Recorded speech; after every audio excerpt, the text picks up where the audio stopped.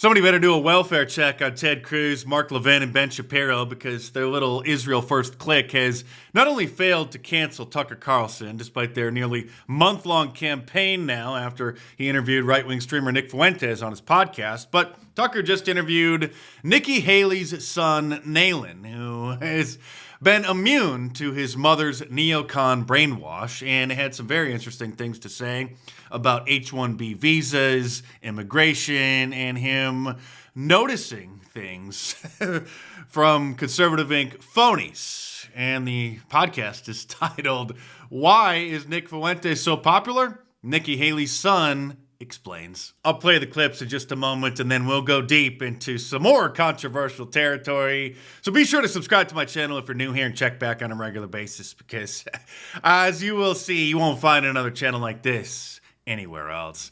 Here is Nalin talking about how he used to be a normie conservative who enjoyed watching Ben Shapiro owns social justice warrior videos, but then started just finding them rather lame. Yeah, so you start to have these realizations that maybe this is like kind of fake, or maybe it's totally fake. Who do you talk to about this? No one, because the last thing you want to do is tell people that you're not accepting what they're accepting and what they're believing. So I've always been the type to just research things. We all know what kinds of things he's been noticing, right? See a certain topic that I'm interested in, I just want to learn more about it. And so that's what I did, was taking various different sources and just trying to put it together. And just when you realize you're not allowed to talk about something in particular, it opens up very criticism of Ben Shapiro's favorite country, obviously. And just in case you're new here and you've been living under a rock, like more questions than answers, right? Oh, and sometimes I still feel like I have more questions than answers. Oh, I definitely do. So there's something strange going on, definitely. We're going to have to get to the bottom of it. That I never told anybody, but it was something that I noticed over time, that I'm not the only one. Yes. Everyone else is noticing this, and everyone else is heading towards the same direction, which is nationalist, America first. And that's the direction I hope it will be. This kid first came on people's radar last week after he was posting some very interesting tweets about immigration, joining Fox News for his debut appearance, where he stunned the fill-in hosts over on Jesse Waters' show by saying this. A lot of people are surprised at your position on H-1B visas because you're Indian American, and H-1B visas a lot of them go to Indian Americans. Because every race other than white people are allowed and encouraged to be ethnocentric, to have a preference for their own people. Of course, if white people do that, then we're called terrible racists and neo-Nazis. Right. Well, I mean, they shouldn't be, because I've seen how it's affected my friends and those around me. At the end of the day, my loyalty is to America. I don't have any, and that's part of assimilation. What we saw with Obama is that we had a lot of immigrants coming here, and the thought was, oh, you don't need to change. You don't need to have your loyalty to America. You could be who you are. No, you need to assimilate, and you need to act like an American and support American values and support American workers and American people. So yeah, we should absolutely ban it. That's right. No more H-1B visas. No more poop throwers. I mean, foreign workers coming over here to take American jobs. But he went even further on Tucker Carlson's podcast regarding the immigration problem and sounding exactly like us. And there's so many different aspects to immigration that it's not just the migration part of it, but a lot of other things that are just out of control. Like what? So naturalized citizens should not be able to hold public office. Growing up here is a big part of understanding the country. Immigrants, of course, just like the founding fathers prevented from being an immigrant because they didn't want a president to have loyalties to another country. If you're going to be the president of the United States, you have to be born here. But we somehow forgot about that rule for other positions of power in Congress and governorships. And so we have people like Ilhan Omar who then take over congressional seats and then leverage their power, our tax dollars, our government, to try to benefit their homelands. Sorry to interrupt. Please continue. Naturalized citizens should not be able to hold public office. Growing up here is a big part of understanding the country. We need to stop and limit the amount of foreign students that are coming into our universities. Some of them are spies, by the way, for foreign governments. But it's also just, we should put our kids first. Yes. And we should also not allow dual citizenship, because that's the stupidest idea. You're either American or you're not. And everyone wants to make it so complicated. That's the thing that I don't like about the past generations. They're always about the rules, the process, and regulation. No, it's really simple. You're just America first. People should have their loyalty to America first. And if they can't do that, then this ain't the country for you. That's totally right. What about serving in a foreign military? Oh, gosh, no, forget about it. You can't do that. He's talking about Congressman Brian Mast, a rhino from Florida, who in 2015 went over to Israel and volunteered and served with the IDF, the Israeli Defense Force. Stay tuned because there's plenty more to come in this video, but real quick, today, Friday, November 21st, is the last day to order your Trump Claus knit sweaters from my online store, markdace.com. With regular shipping and get them in time for Christmas. You slackers out there can still get them over the weekend. You're going to have to pay for rush shipping. But get your orders in now because these are custom designs. These are not screen printed. These have the Trump Claus design woven into the yarn of the sweater. Available in red, green, and black.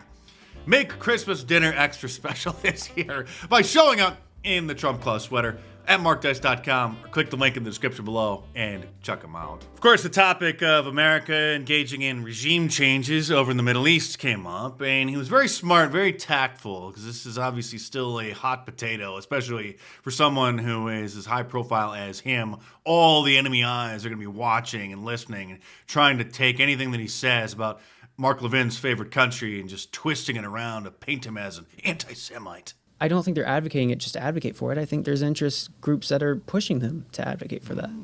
Clearly there are. Oh, yeah. We've learned a lot about that recently. So that's one of the topics that nobody ever, including me, I had zero desire to talk about it, the Israel question. And Fuentes is most famous for, there's no upside in that. Yeah. And I just... The question no one wants to ask. I never felt it was as central as it turned out to be. I guess I just didn't understand it very well.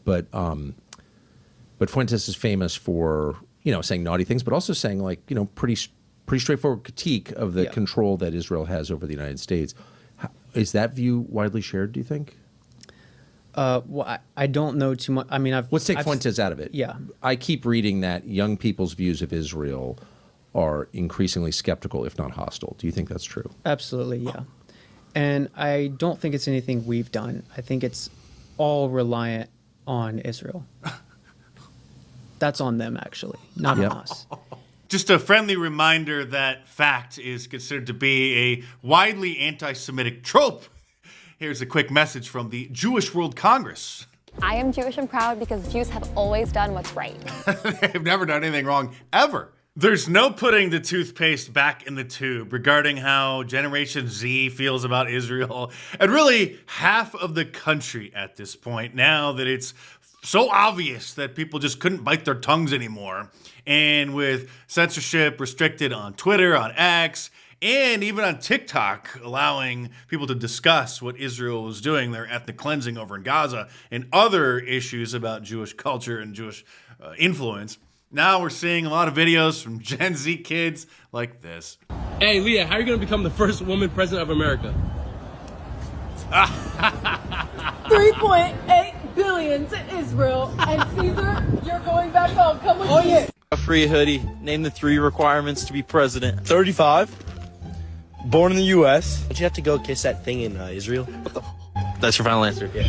Of course, talking about the Western Wall, where even Obama went over there and did a photo op praying against it, even though he is a Muslim, or I mean really a Satanist, but cultural Muslim. Even the Daily Wire's former it girl, Ben Shapiro's little protege, Brett Cooper, who quit the Daily Wire last year so that she could do her own thing without having their corporate controlling telling her what she can and cannot do, is making fun of the Israel firsters and telling the neocons and the kosher conservatives to move to Israel.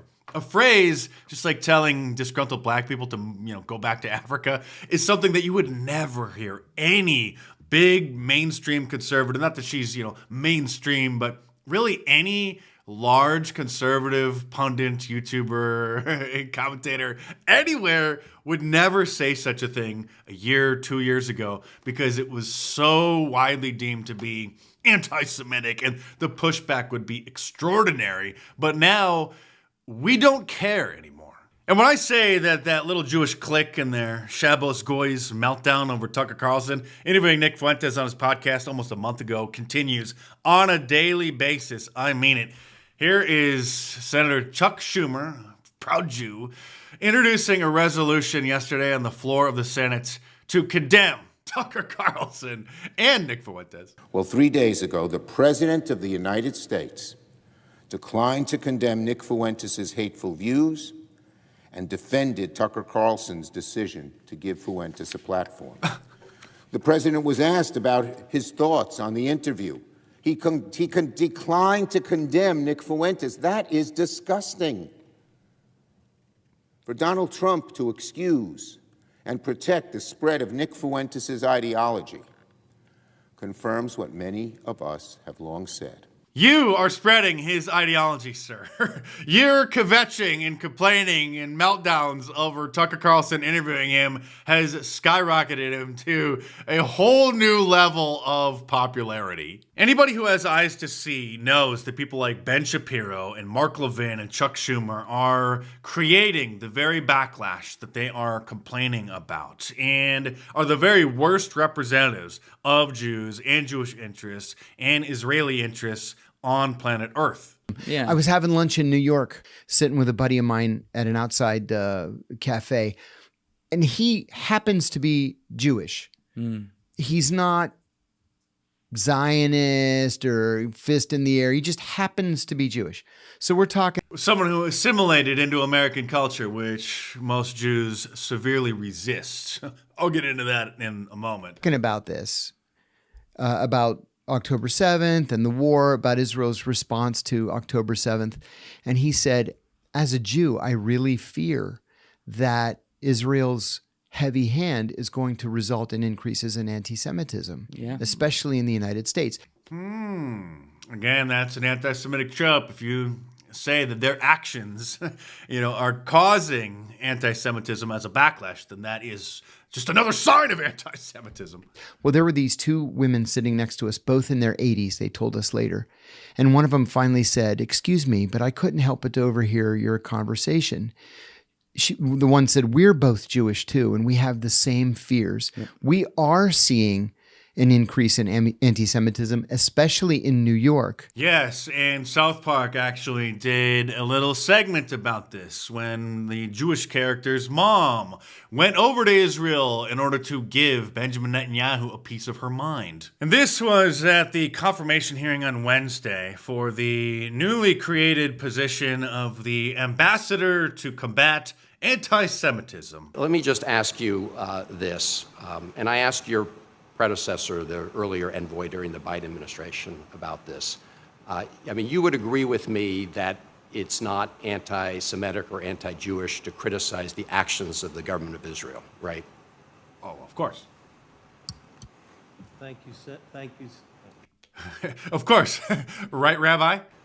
Thank you, Senator, for your question. I would refer back to the IRA definition of what is okay to criticize. He's talking about the International Holocaust Remembrance Alliance working definition of anti-Semitism.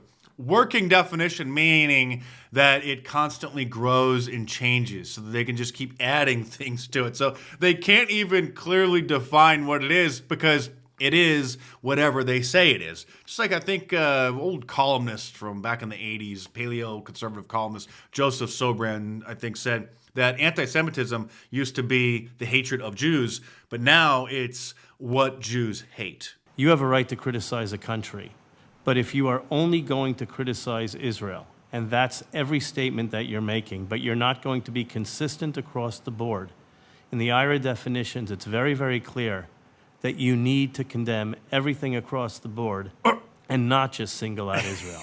You have to criticize every country that's not American if you only just start wondering about a certain little country's incredible influence and why so many American politicians are in bed with them. Then you are an anti-Semite. When you single out Israel is when it crosses that line. So just remember, if you're going to criticize the Jewish Yom Kippur swinging chicken ritual, where they literally swing a chicken around their head and think that forgives them of their sins, the sins get transferred to the chicken. I'm serious. This is what they actually believe. Just be sure also to criticize India's Diwali poop throwing festival. Otherwise, you definitely will be called an anti-Semite. Oh, you didn't know that?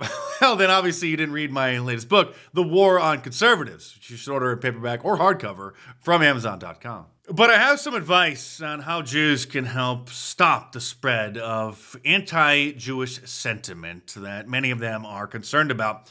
I would start by not complaining about Christmas, especially in op-eds in major publications like Time magazine, written by this Jew, which says Christmas should not be a national holiday. The article details how she feels it's anti-Semitic when people call her a Scrooge or a Grinch because she doesn't embrace Christmas. And how when she was in college, the sorority that she was in started decorating up the house in Christmas decorations, and she wanted no part of it. And the girls thought that that was strange. Well, it is strange because people who come to America as immigrants or the descendants of immigrants are supposed to assimilate into American culture. And that also means celebrating Christmas, or at the very least, not complaining about it, not trying to stop our fun. Just shut your mouth. Please don't wish me a Merry Christmas, says this Jew who wrote this article in the Washington Post saying it's impolite and alienating. We don't care. Anyone who is not a Jew, who is an atheist, anywhere in the world, with the exception of a couple blue-haired crazies, celebrates Christmas. To them, it's not even a Christian holiday. It's a secular holiday, unfortunately, but it still is a great celebration. It's a reason to get together the family and friends in the dead of winter. Just have a party and catch up with some people you haven't seen all year or in years. If you don't like Christmas, then there's a whole country that doesn't celebrate it that you should move to. You should probably tell the Jew who wrote Santa's Husband, this garbage children's book about Santa being gay with a black boyfriend, that this kind of stuff doesn't fly anymore. The days when we sit back and are afraid to push back when Jews denigrate our sacred holidays are over. And if you want to make Christmas dinner extra special this year, then definitely order your Trump Claus knit sweater from my online store at markdice.com. Today's the last day to get them in time for Christmas with regular shipping. Don't be a slacker. Order them now. These are custom made. They're not screen printed. The design is woven right into the yarn, right into the sweater itself. Available in red, green, and black. Whole bunch of other stuff available over at markdice.com as well. You should get your Christmas shopping done early. So be sure to head on over to markdice.com or click the link in the description below and check them out.